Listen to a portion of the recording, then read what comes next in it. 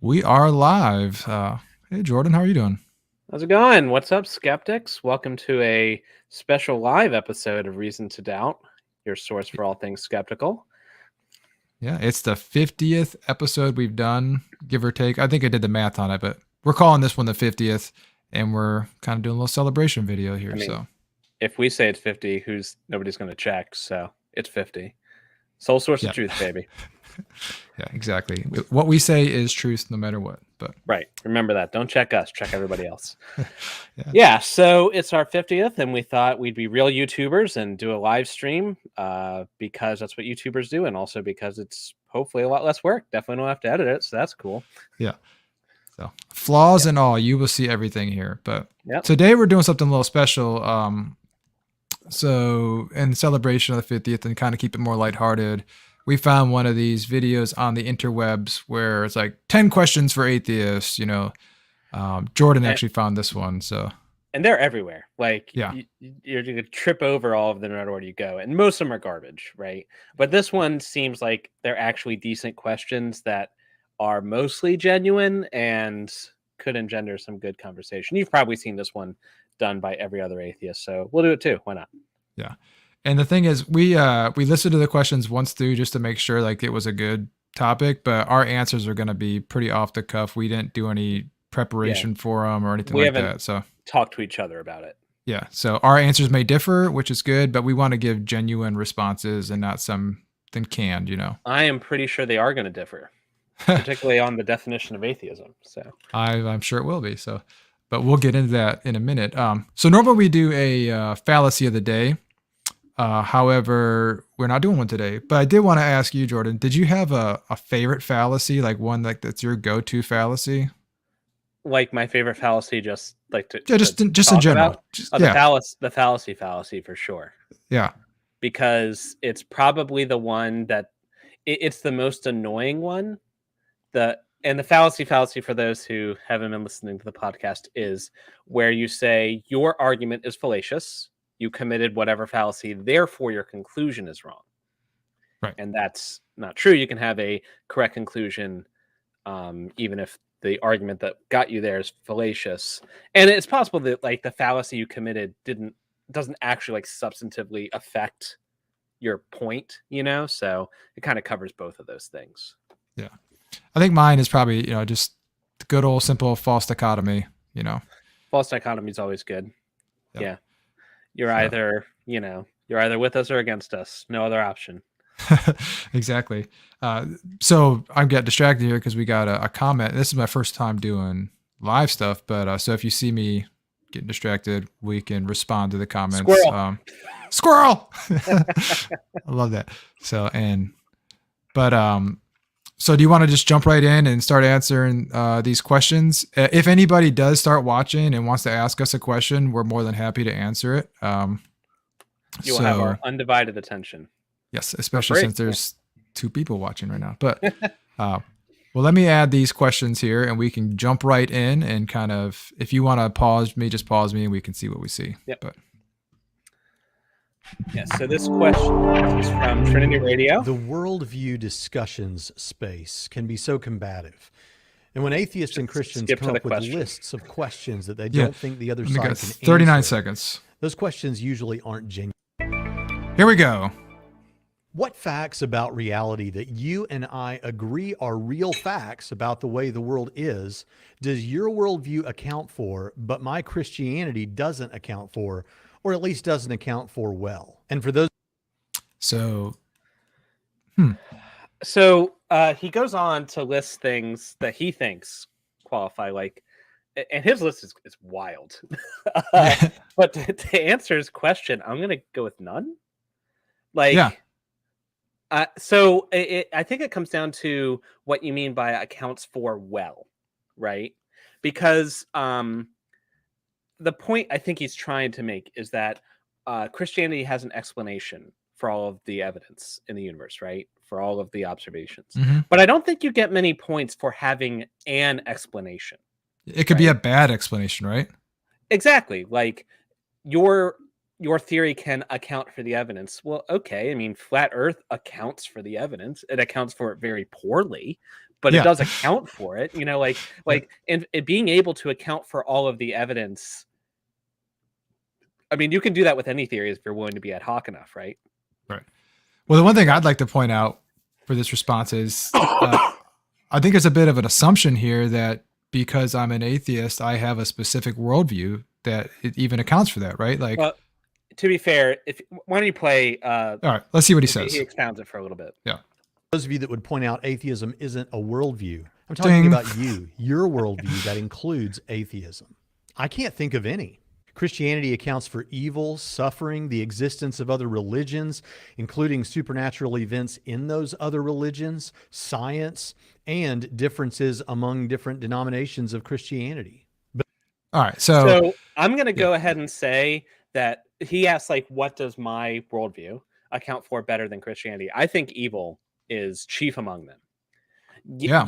There are theodicies, and for anybody watching who isn't Charlie Dave, who I know is very familiar with that word, but everybody else, theodicy is basically a fancy name for an answer to the problem of evil. Why is there evil in the world if God is all powerful and also good, right? So there are theodicies, there are answers, but I don't think any of them are very good answers. And it's certainly a problem. Like, there's a reason there's a special name just for answers to this question, right?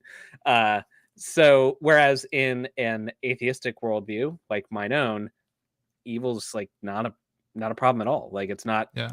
It's just exactly what you would expect. The world is big and doesn't care at all about human beings or our feelings, you know. So. Well, yeah, I feel like so some of these questions, I think he's trying to get like a got you kind of thing. Like, hey, look, you know, your worldview actually kind of sucks, so you can't answer these questions, at least honestly. But Well, I think so. What he's being charitable, I think what he's trying to point out is that our worldviews at least both explain the evidence, I think is what he's trying to say.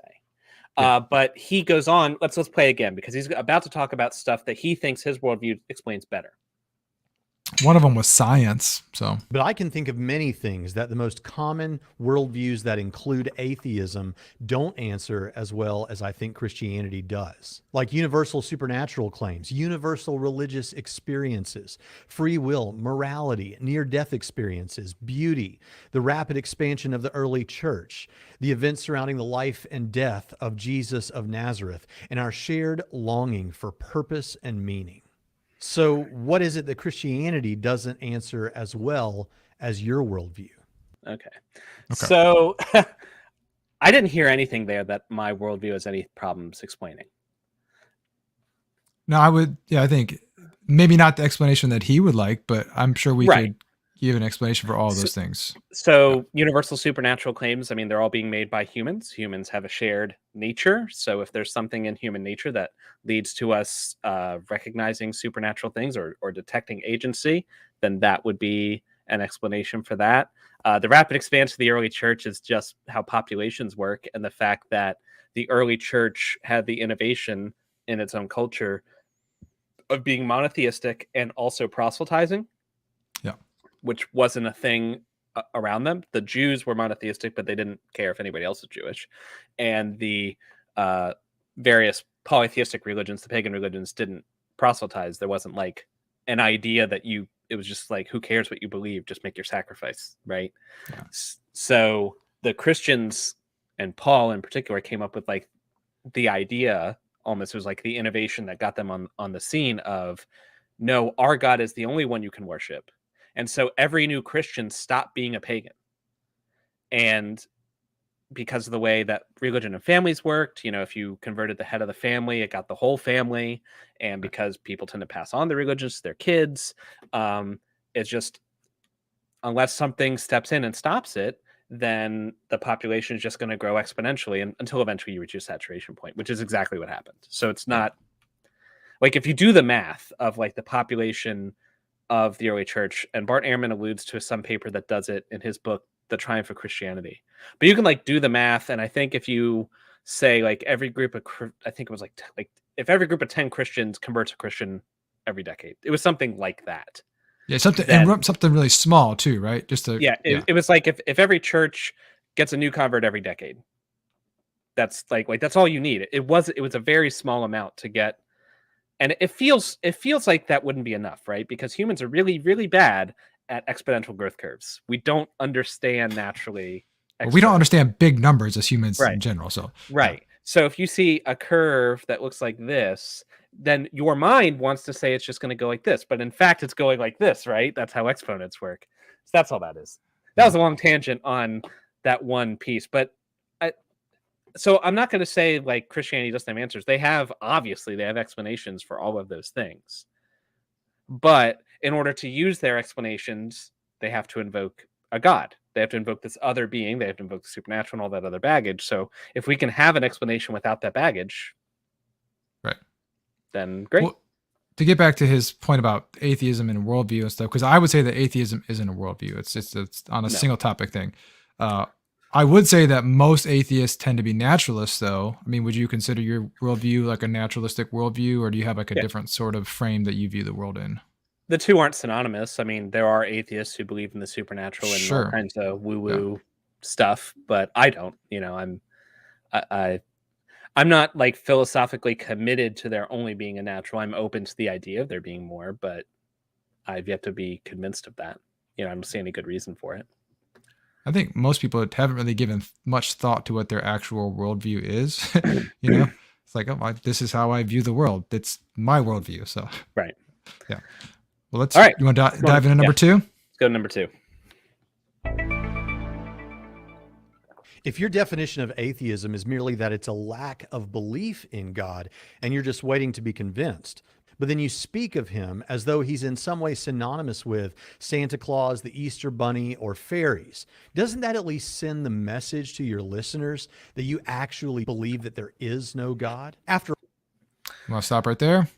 Yeah, so I don't subscribe to that definition anymore, thanks in part to Trolley Dave and his show. So thanks for that. But I don't know. Do you still subscribe to that definition? Yeah, I think so. I understand there's a difference between like a philosophical definition of atheism and a practical definition of atheism. But what I would say is when it comes to like a very specific God, so if you're talking about Christianity, I would say that I don't believe that the Christian God exists, right? Mm-hmm. But when it comes to just a God in general, I would say that I lack a belief in that God. Like I don't, or does that make sense? Like I kind of tiptoe the line on both of them. So feel free to tear me apart here. So when you say you lack belief, what do you mean? Like, because there's a difference between lacking knowledge and lacking belief. I lack knowledge. When it comes to like very specific claims, like you said, I may make a stronger claim. So like triomni God, I would say that I believe I know enough to say that doesn't exist because I think it's logically inconsistent, right? But with every other God, I believe that they don't exist. I don't know that they don't exist, but I believe they don't. Sure. I mean, if you're going to say it like that, but I think what I'm trying to get at is like you have to be presented a subject first before you can make a decision on whether you have a belief or not in that subject. So you have to have some sort of knowledge, whether that knowledge is nothing, right? Well, but it's not like you've never been exposed to God concepts. Like you know, like you don't necessarily know the ins and outs of this particular claim, right? But broadly speaking, you know what people mean when they say they believe in God. And so it seems less like I suspect that if you had to put your confidence somewhere on a scale of 0 being absolutely not at all convinced and 100% being you are convinced, you'd be somewhere 49% or less. In the God concept in general. Right. Yeah. Yeah. And so if you're less than 50% convinced, don't you not believe it? Don't you believe that it doesn't exist? Sure. Yeah, I don't believe. But I mean, I think it's semantic at that point, right? Like is there a difference between not believe in this, unless you're going to like withhold judgment, in which case you're like going into agnosticism. If you're going to say you don't believe, aren't you effectively saying, I believe that they do not? Like why Yeah, why wouldn't you say that? effectively, yes. Yeah. And I think why this became an issue or a topic in general was because atheists were trying to not take a burden of proof on, and so they were going to great extents to say, well, I don't have to give evidence for my not believing in a God because it's just a lack of belief, right? And that's kind of where this became popular. I agree, but I don't think that the burden that we as atheists take on is particularly onerous because uh, I don't think I'm making that big of a claim to say, well, there's a natural world. It explains everything I see around me, and I haven't seen any good evidence to put anything beyond that. So I don't believe it. I believe there are no gods. I think Right. that's sufficient. Like that's a justification for my belief. Where it comes down to me and why I may stick to the lacking of belief is because I don't have a belief in a God. Like I truly don't have a belief in a God. Right. So Right. therefore I lack that belief. But when it comes down to it, like I'm not trying to hide behind that as like a reason not to take on the burden of proof. Like I am completely comfortable saying that I don't believe in a God or don't believe in any gods in general. So But then you don't just lack belief. You also have a positive belief that they don't exist. Right? do I though? I mean, Don't you? I feel like you do. do I believe that no gods exist at all? Yeah, like not, Okay, not yeah. you know. Not, Okay. like you're definitely not making that claim. I wouldn't make that claim. How the Right. fuck should I? I Exactly. on a live stream. How the hell should I know? Right? But like, there's a difference between what I know and what I believe. What I'm convinced of. I'm convinced that there are no gods, but I'm always open to being convinced otherwise. Yeah, I guess. I mean, if you really want to push me, I guess I would say that. But like at the end of the day, like it really doesn't matter to me. Like like I'm not gonna die on that hill. Like you could easily sway me right now, and you probably have swayed me right now. Like, oh, Jared, No, we're longer. dying on that hill. We're I no atheists, longer and lack beliefs. as we know in the atheist community, this is the single most important question of our generation. So It's pretty important, right up there with all right, let's go on to question 3. Anyways, yeah. So this question doesn't matter to me whether or not I believe or lack a belief, and question 3. Boop.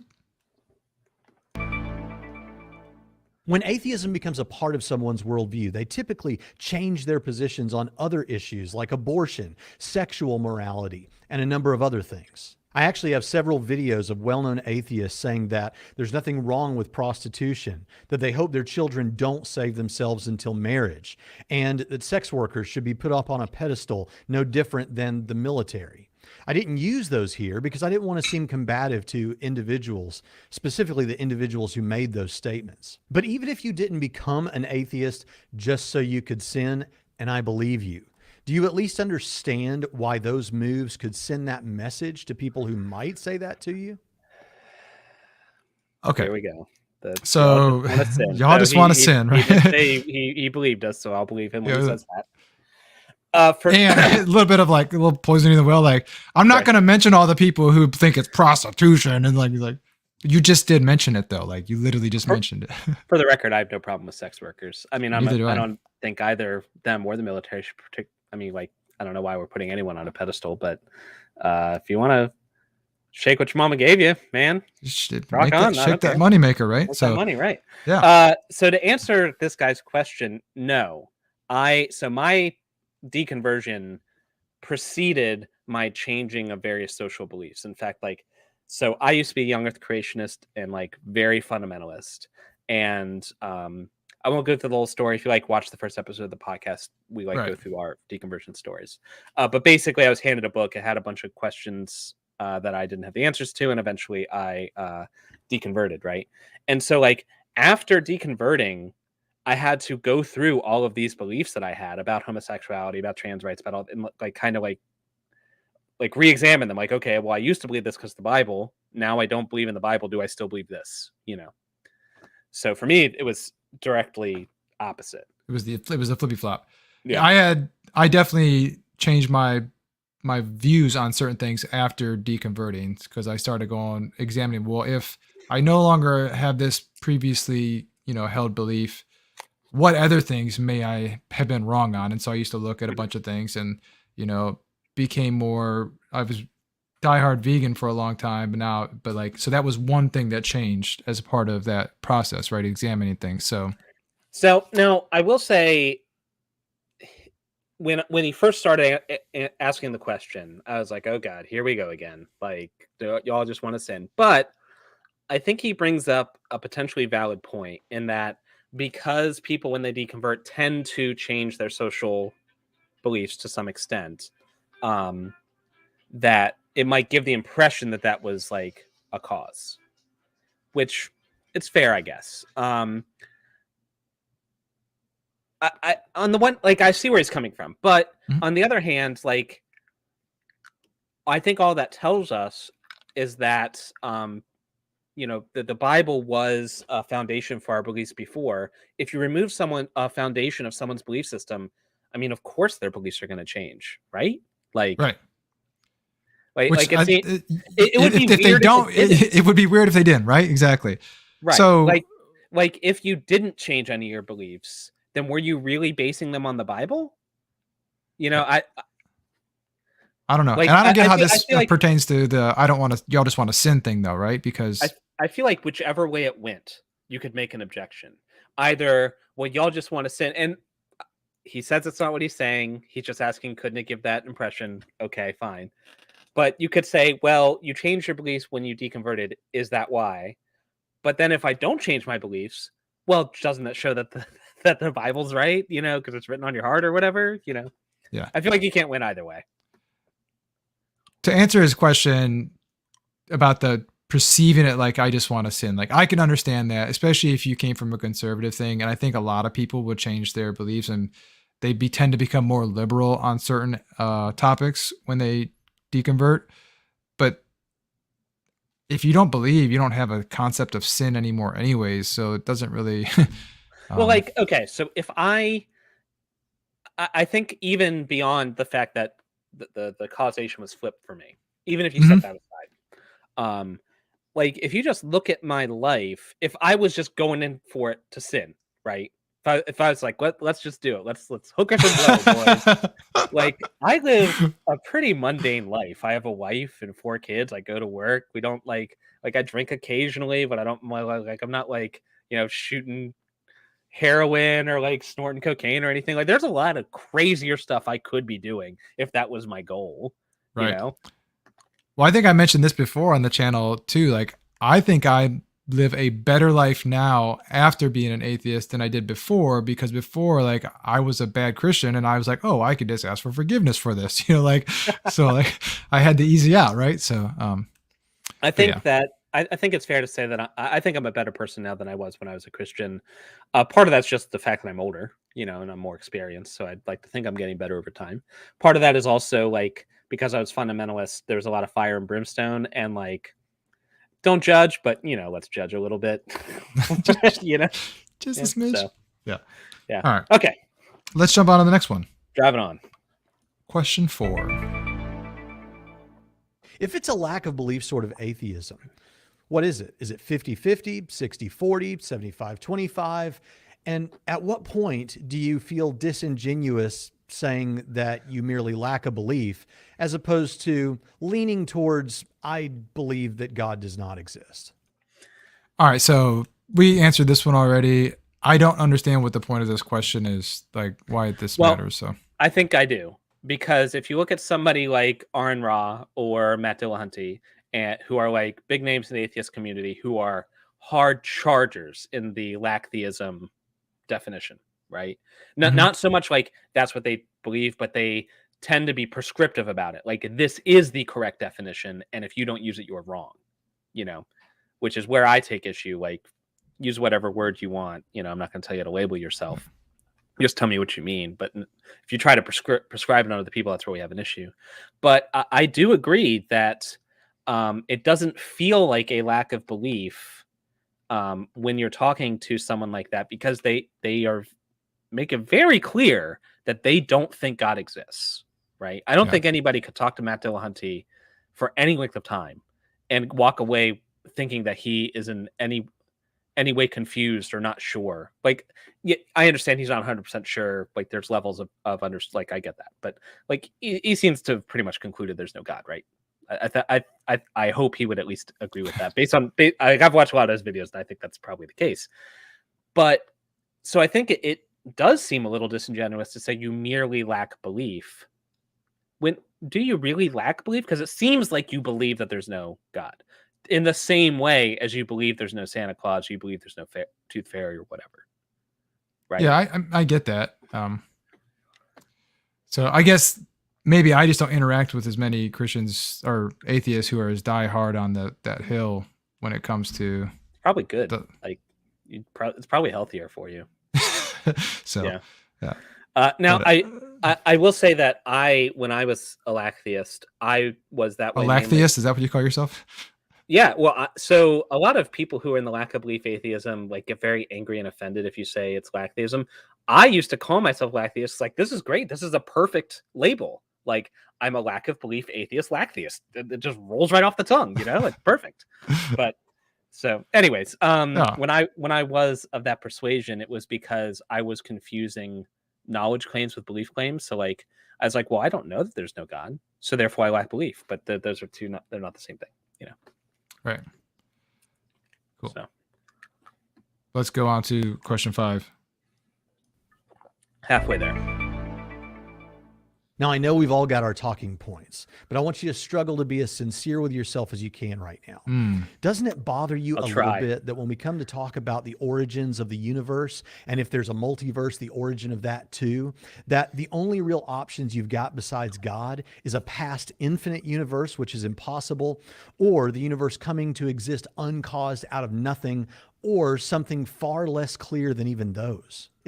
False trichotomy? False trichotomy. And does it bother me? No. I don't care.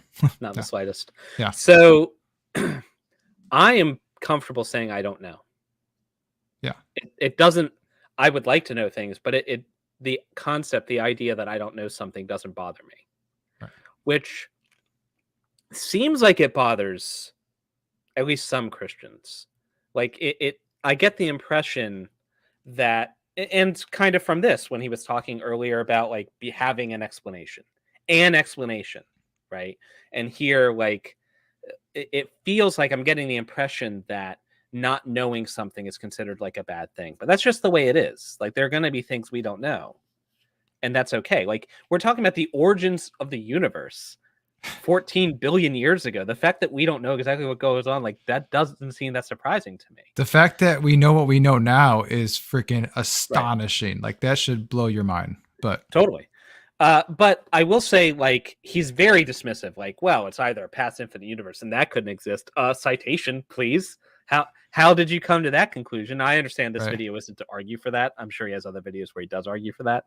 I get it. But, like, I don't think it's established that you can't have a past infinite universe. William Lane Craig is convinced he is, but I don't agree with him. So I don't see any reason why you couldn't have a past infinite universe. And if we're talking like the multiverse, various forms of the multiverse hypothesis, I don't think we know which one it exists, but basically we're at the point where we don't know. Nobody knows, but there are enough reasonable, plausible, natural explanations that like have merit that are being investigated that I feel comfortable in saying, okay, well, we don't know, but it's probably premature to say we don't know. Therefore, we do know, and it's actually this. Yeah. Well, but he asked you to be really honest, Jordan, like really honest with yourself. Deep down inside, it does bother you though, right? No, it doesn't bother me at all. Like, how does it not bother you though? Because you don't know though. I don't know. Yeah. This question is crazy to me because like, I don't care. Like if we found out tomorrow, like it was infinite, wouldn't affect my day-to-day life at all in the slightest. Well, I also think that like getting on the trichotomy thing is like it's either past infinite or it came from nothing. Well, what do you mean by nothing? Like either one, I don't think I'm forced to go with God. And that's a great point. Like part of what makes life exciting is that I can say I don't know because there's more stuff out there for me to know. Like if I knew everything, life would be pretty boring, I would think. Thanks for the comment, Vesta. That's a great point. So it's a great point. Yeah, it doesn't bother me. And I don't think that, well, I mean, I'm fascinated with the question just because I think it's an interesting question of physics, but I frankly don't see why it's a slam dunk for theism if the universe had a definite beginning 13.8 billion years ago. Like, I don't. That William Wade Craig likes to make that jump. The universe had a cause, and therefore that cause is timeless, spaceless, blah blah blah blah blah. Cares who you sleep with. Is really worried about the shellfish. And wears blue socks on Tuesday. So right. Yeah. Just making up crap so he can fit his God in there. But there's it's he talks a little bit more about that, but I think we should just skip through that because his question was, does it bother us? It doesn't bother us. We don't know. We're fine saying that. So we're in agreement there. Let's go on to question 6, which is at 4:35. Of the arguments for God's existence, is there one that to you seems more interesting than the rest? Is there one that for you actually does weigh in favor of theism? Which one? Well, I think if it weighed, I think this is one of the best questions of the 10. Go ahead. I didn't mean to cut you off though. No, I mean, if I think one wavers in like favors in ways in the ways in the favor of theism, then I'd be more persuaded by theism, right? But just in general, we've talked about arguments, and we've talked about a lot of the arguments for God on this channel in the past. There's a couple that I find interesting. Maybe some of the more ontological arguments that kind of get like the philosophical stuff, but see, it's funny because I think the ontological arguments are completely like uninteresting. Like, they do absolutely nothing for me. But for me, the ones that I find the most interesting are the cosmological argument, not because I find it persuasive, just because I think physics is neat. When you say cosmological, are you talking about like fine tuning, the Kalam? I was thinking more like the Kalam, like origins of the universe. But then fine tuning, I think I'm not persuaded by it, obviously.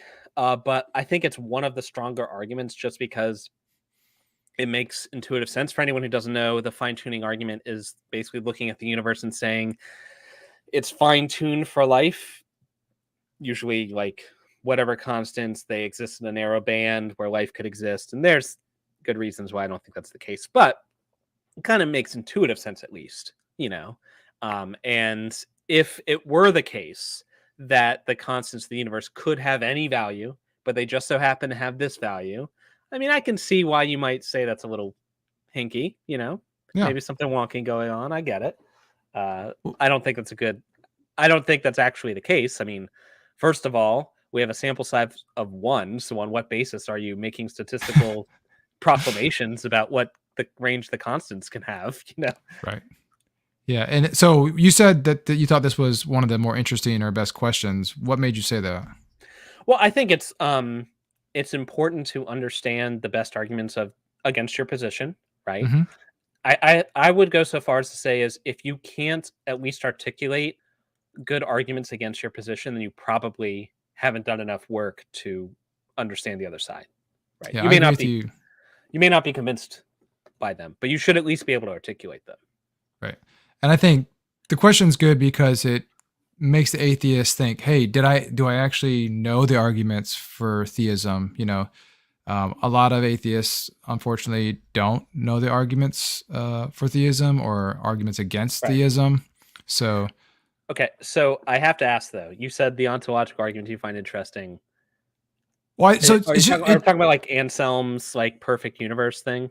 Yes. Yeah. Not like the whole, like, I think therefore I am kind of like basic level ontological argument, but like if it's possible in any universe, it's possible in all universe kind of things. Like there's some pretty deep stuff and I don't want to get into it now, but yeah, like that kind of thing. Like it's interesting when you start going down the rabbit hole of like what is possible and whatnot. So I think it's just my dumb engineer brain just is like, yeah, but it's not, well, no. Obviously I don't think it is though. Right. Like I remember a SMBC comic where it was like Anselm's ontological argument for the perfect girlfriend. It's like, I have a girlfriend. She's the most perfect girlfriend in the world. You know, she'd be made more perfect if she exists and she's in Canada and you wouldn't know her. You know? Yeah. No, I just think it's interesting to talk about like that. It's a fun conversation to have to like play out those scenarios, right? So, but you want to go to the next question or? Yep. Let's do it. Well, we're plowing through these. Question 7. Most atheists I've met humbly admit that they don't think they can have absolute certainty about much of anything. But what they want from the Christian is a demonstration that God exists or that Christianity is true. Well, when we offer the reasons to believe that we do have, those are typically deemed not good enough. So what sort of evidence, if any, would be enough to convince you? Do you know? And since it's often a conversation stopper, let's take experimental reproducibility off the table, since that's not even always necessary for science. Okay. So if you're taking experimental reproducibility off the table, like how is that not necessary for science, first of all? Like, Well, I mean, you've got some arguments in the philosophy of science where the question of reproducibility is, or the principle is being called into question. Like when you drive into deep theoretical physics like string theory, is it being reproducible or directly testable? Is that even important? That's a question that's being asked. I tend to think yes, but okay, but when it comes to like what would convince me, like being able to reproduce something, like would be first and foremost. That'd be great. Before we, but that's off the table though. So yeah, that's off the table. So I don't know exactly what would convince me. If God is omniscient, then he knows what would convince me. And if he's omnipotent, then or even not omnipotent, just powerful, then he is capable of giving me the thing he knows that would convince me. And if he's benevolent, he would want to. Right. Right. So we get into the whole divine hiddenness, Divine hiddenness, right. Right. I have a pretty interesting answer to this one though, because right. I know what convinced me before, and I'm pretty sure it would convince me again. Like, right. So personal experience. Like if I had a very powerful personal experience that I couldn't explain away, through naturalistic means, to the point where like I was extremely overwhelmed. Like I was flawed before and it convinced me, I'm sure it could do it again.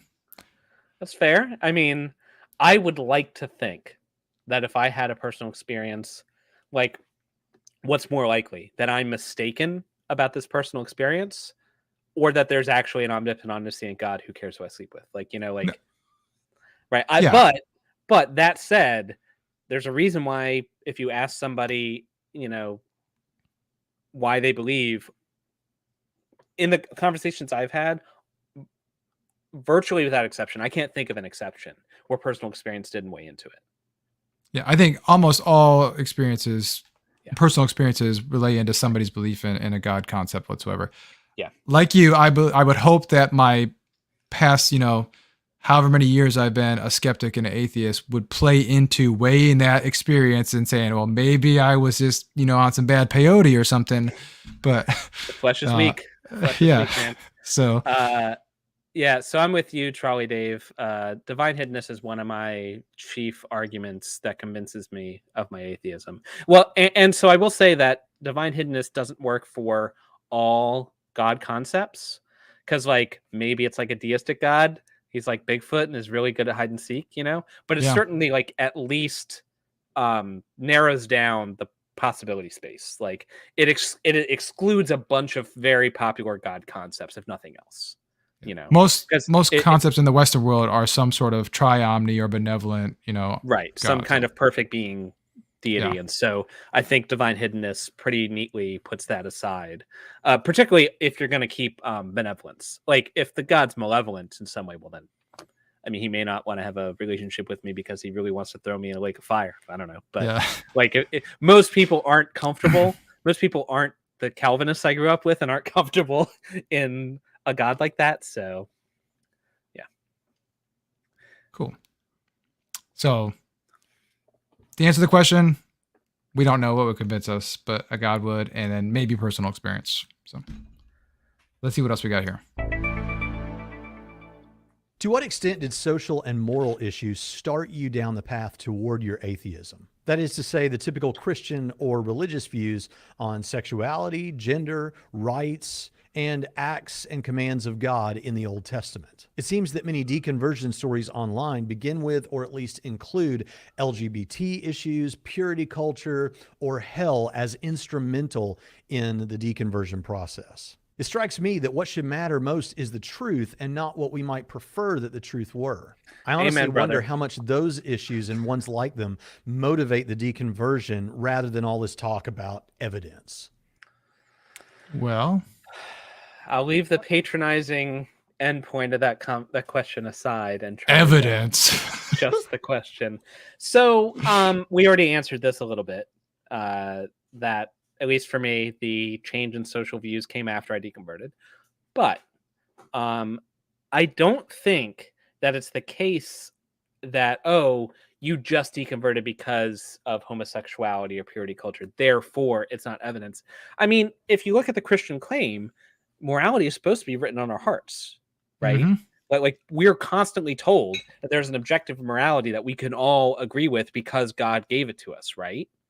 Well, if I, using the moral sense that I have and using the best reasoning I have available to me, come to the conclusion that homosexuality is not wrong, or that sex work is fine, or whatever, but I find myself in stark contrast with the Bible, and if I see things in the Bible that I find morally repugnant, like endorsement of slavery and things like that, I think that it's reasonable to take that as evidence that the claims of the Bible are false, at least some of them. Yeah, no, I had a very similar experience. You know, if you watched one of our first episodes, I talked about, you know, the LGBT issue, which is not an issue, but it is the Christians. But that didn't weigh heavily on it. But that was definitely one thing that made me start to question, you know, biblical inerrancy and what was in there.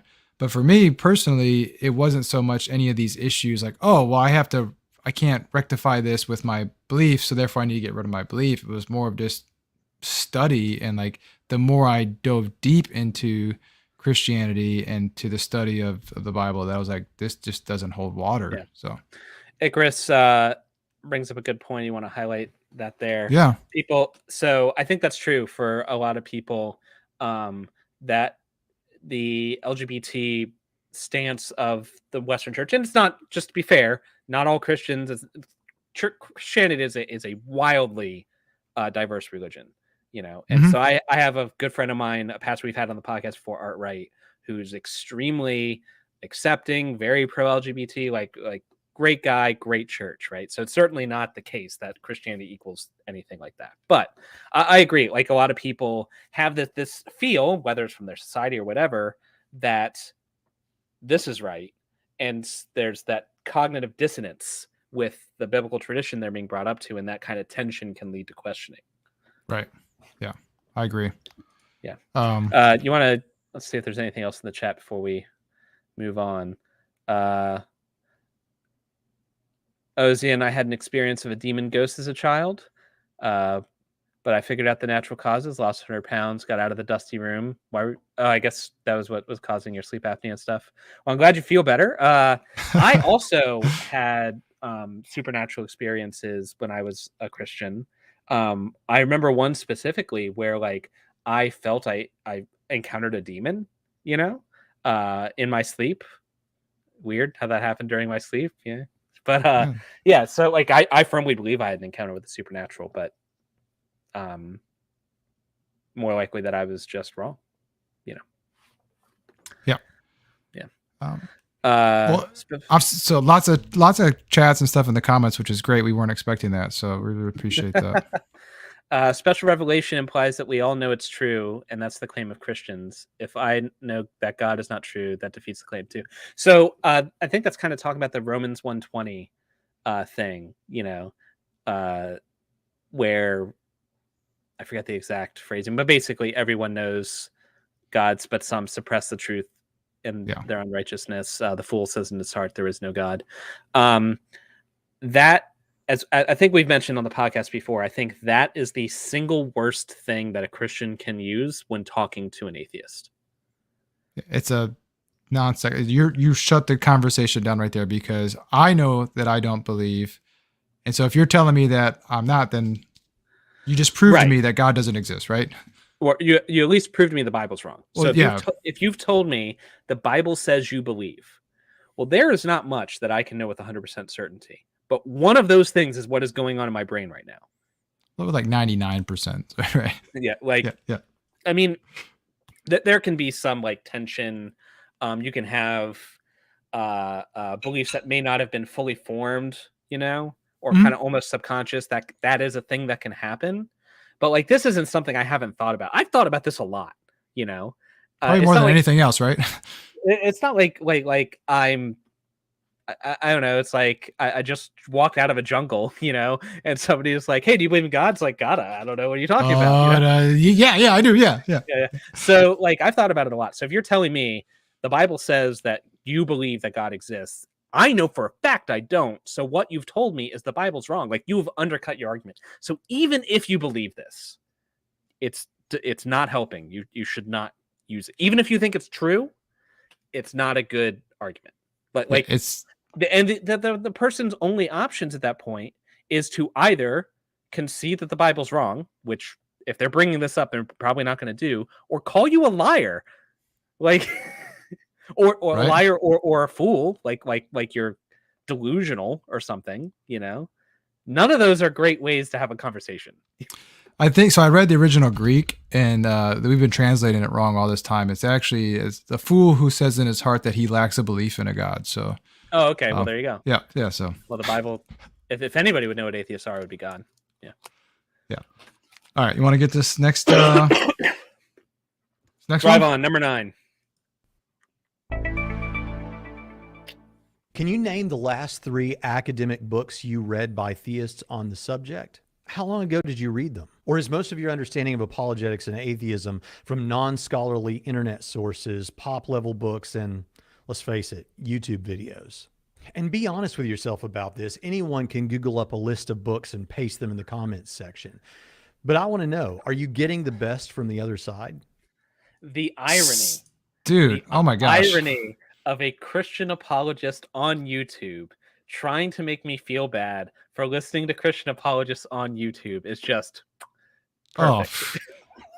But just the assumptions that he's making too, right? Like, if I find that more atheists study the other side more than any other thing. Like, for example, like I don't find Christians out there studying atheist topics or reading atheist, books as much as what we do.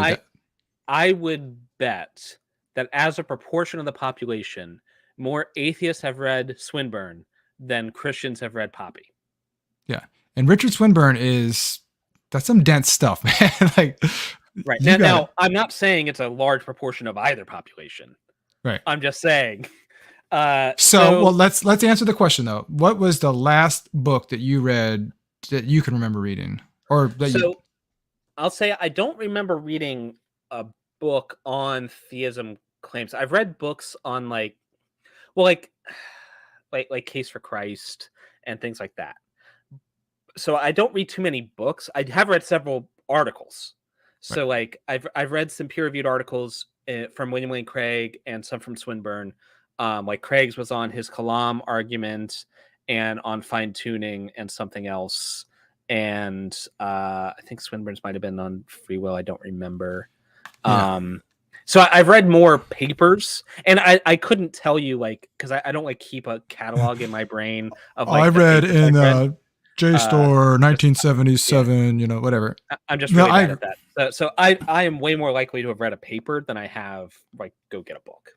And I will say too, make a good point there that journals and articles tend to be where the real scholarly work is done, right? Very rarely do they put something in like a big book form. Like they do, but Alvin Plantinga, for example, I just read a paper of his a couple weeks ago.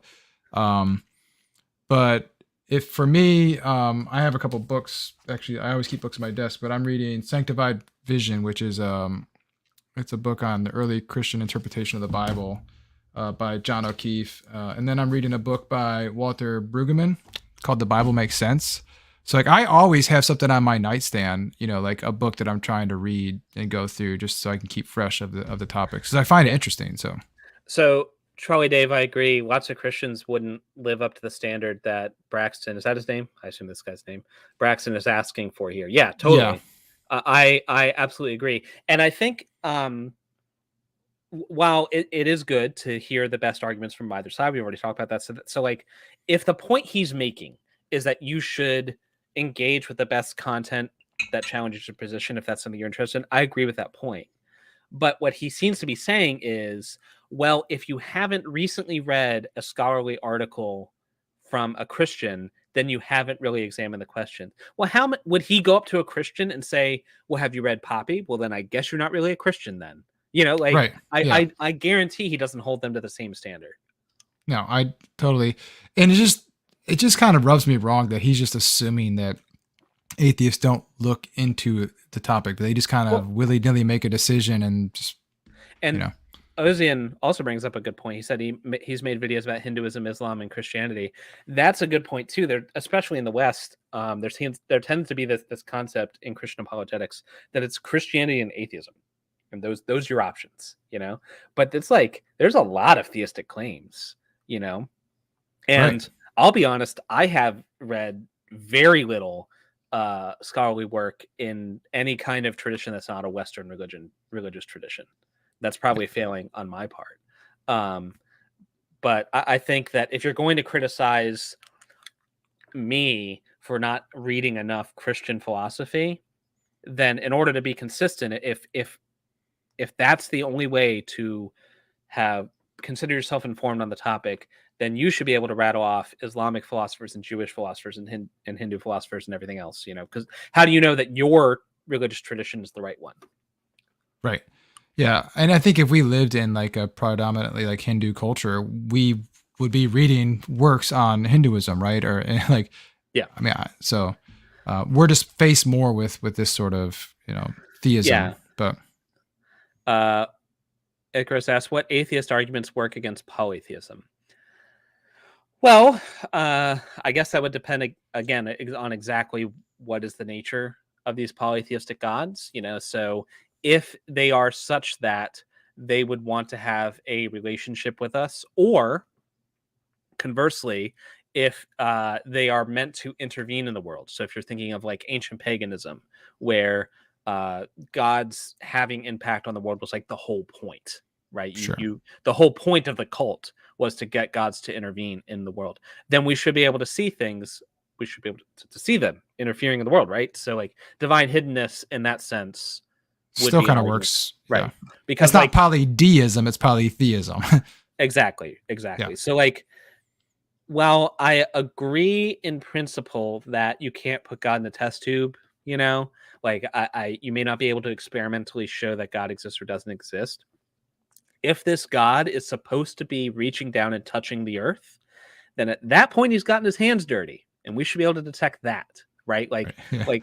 Yeah. It's either going to be the case that his interference is indistinguishable from no interference, in which case we don't need him, or not. Like it's either detectable, so we should be able to detect it, or it's not detectable, in which case it's indistinguishable from nothing. Right. Yeah. Yeah. Icarus says if God is everywhere, he's in the test tube as well. Well, he would be the test tube, right? Right. Yeah. So. Yeah, it gets back to the falsifiability thing, and I think, while not everything, something being unfalsifiable doesn't necessarily mean it's wrong. Like if it's unfalsifiable, if it makes no unfalsifiable claims, then how am I supposed to test it? How am I supposed to distinguish from a world where that's true versus a world where it's not true? And if you can't, then it might as well. Then it might as well not be true, right? Exactly. Right. So we should just go with whatever the simplest explanation is at that point. Well, let's hit this 10th question here, and then maybe we could take some more questions from the chat. Number 10, going to be a good one. Let's finish with a pretty common one. If you found out today to your satisfaction that Christianity were true, would you accept God's authority, repent of your sins, and trust Jesus as your king? I will answer this one. I would not, because I don't like if Christianity was true, whole cloth, like the Christianity that's presented in the New Testament, especially through the letters of Paul, I would find it abhorrent, and I would not want to partake in that. I would still believe that Jesus was a god, or the son of a god, or the brother of a second cousin to God and was adopted, whatever your Christianity is. But I don't think I would worship.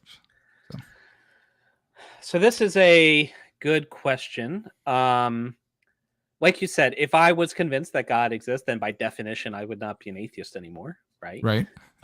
So I would believe in that sense. It would depend on what exactly I've been convinced of.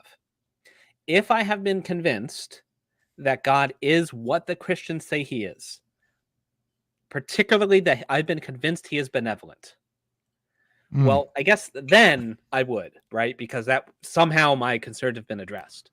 But if I've merely been convinced that there's some powerful being that the Christians are calling God, and that's all I've been convinced of, then I have some serious questions. Like, before I would like to think I'd have some serious questions. On the other hand, I really super don't want to die, and living forever sounds like a pretty sweet deal. So right, because at that point you're like, oh, eternity, this is a real thing, right? Like, yeah, really would prefer up there to the lake of fire. But like, I feel like I would like to think that I would have the moral fiber to be able to say, to ask the hard questions, like childhood cancer, what the hell is that about? Or like, was the Holocaust really necessary? Like what gives with the horrible evils that people, like famine? Why do volcanoes, why destroy villages? Why do mudslides happen? Like, why do children die in the womb? What is going on? Yeah. And so, and even beyond that, like slavery, what was the deal there? You can beat your slave as long as he doesn't die. What the hell, man? Like, you were supposed to know better. So I think that's why I say, like, I wouldn't worship that God, because I think I could rationalize like belief and then just be like, you're a shitty God. Right. And so I will say, though, like, I will go so far as to say that if God is the being that they say he is, if he is actually loving and omniscient, then I would say he wouldn't want me to worship him under that circumstance. If somehow I've been convinced of his existence, but I honestly believe, mistakenly perhaps, but I honestly believe that he is a monster, then what God would want me to bend the knee? Wouldn't I be showing better moral character by resisting? I think he would be. Yeah. I mean, that's a big hypothetical what if. Like, if I somehow believe that Christianity was true, and in that belief I had satisfactory reasons and all these theodicies made sense to me, then I might worship. But I find that really hard to get to. So that was 10 questions. I think we're kind of done with the Trinity Braxton video. Creation Mist, Dr. Dan, thanks for showing up. Appreciate it. Yeah. Boom. Congrats on 50 shows. Thank you.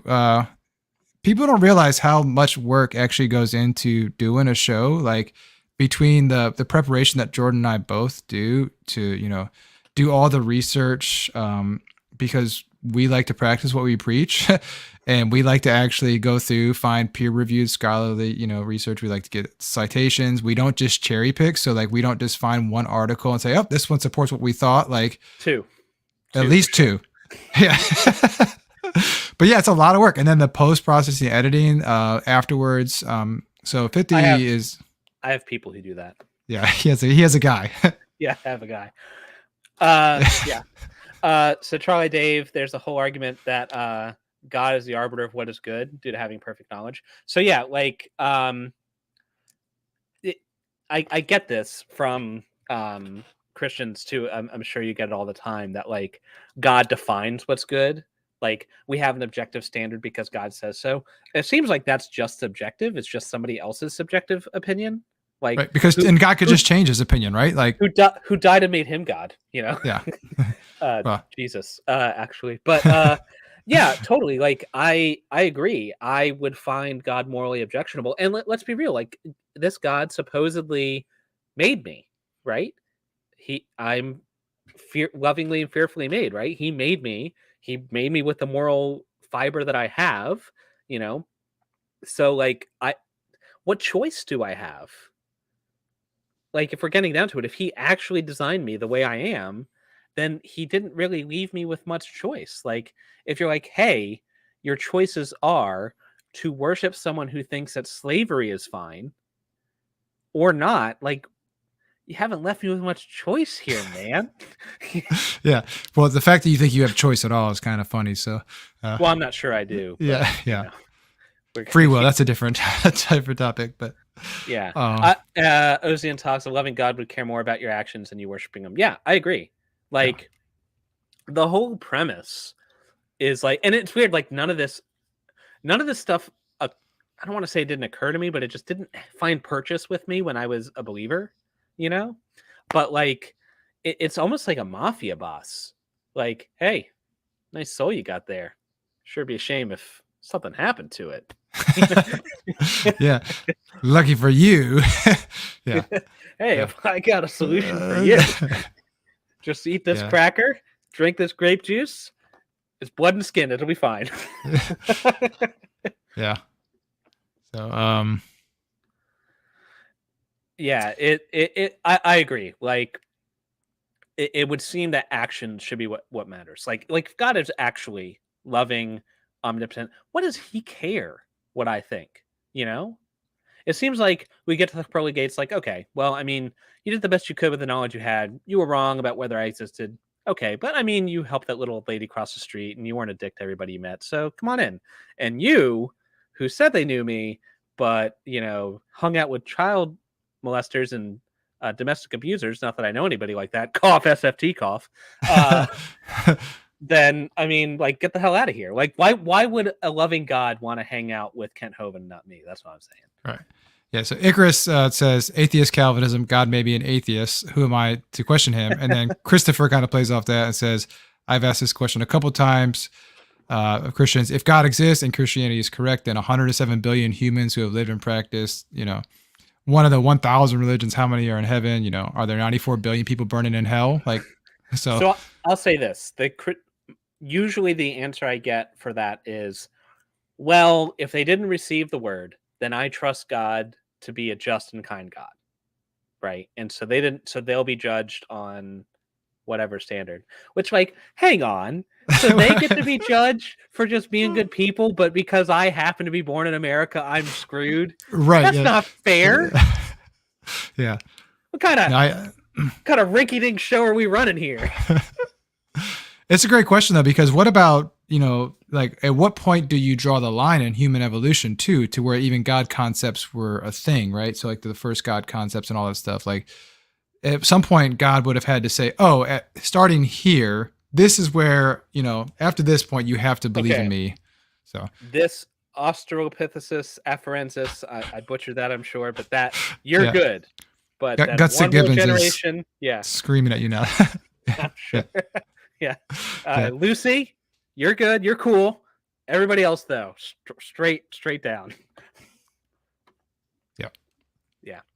It's so I think a lot of this can be removed if you're willing to compromise on some of the conceptions of God. So like if you're willing to compromise on benevolence, a lot of these go away, because if God's just kind of a dick, then, you know. Yeah.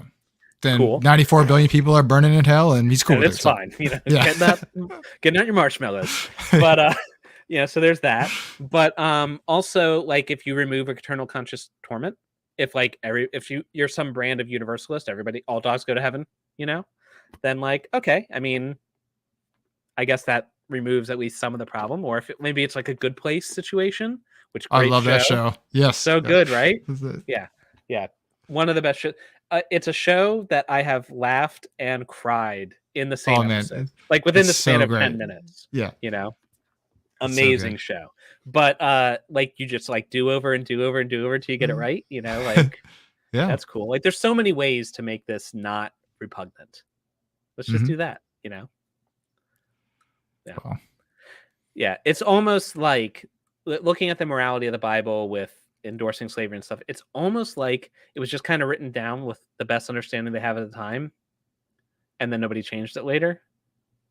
Yeah, it's like, you can improve on those ideas, right? Like we had the age of, we had the Enlightenment, all this stuff. It's like, Right. come on. So Charlie Dave says it's one of the few shows I actually own all the boxes for.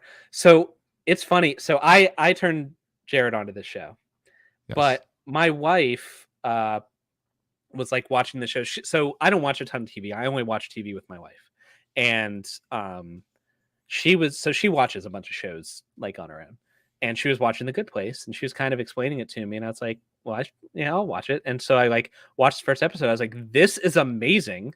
And she's like, oh, I didn't think you'd be interested. It's just a show about philosophical questions about God and comedy with a hot blonde woman as the lead. I was like, have you never met me?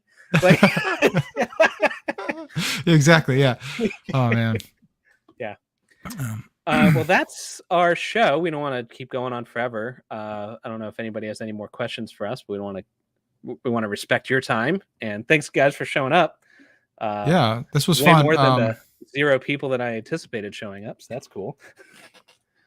Yeah. Well, we have a lot of in store as we go on to 50 more episodes maybe, but we look forward to continuing to be skeptical and always asking the questions and remembering we always have reasons to doubt for things. So like, comment, subscribe, do that whole dance. And seriously, if you have topics you want us to hit in the future, let us know.